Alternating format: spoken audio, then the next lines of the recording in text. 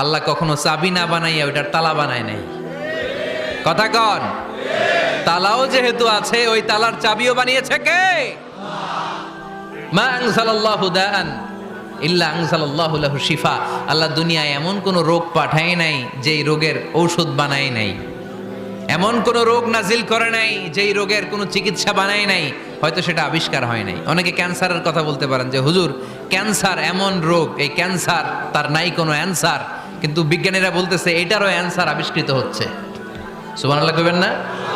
কিছু কিছু ক্ষেত্রে হয়েও গিয়েছে। এজন্য দুঃখের পরেই আছে সুখ, কষ্টের পরেই আছে আনন্দ। এই দুনিয়াটাই এরকম, কষ্টের পরই আনন্দ। দেখবেন তারাবির নামাজ 20 রাকাত পড়তে কষ্ট লাগে না? কোমরে ব্যথা, হাঁটুতে ব্যথা, কিন্তু 20টা রাকাত যখন শেষ করে মসজিদ থেকে বের হই একটা আনন্দ আছে না নাই?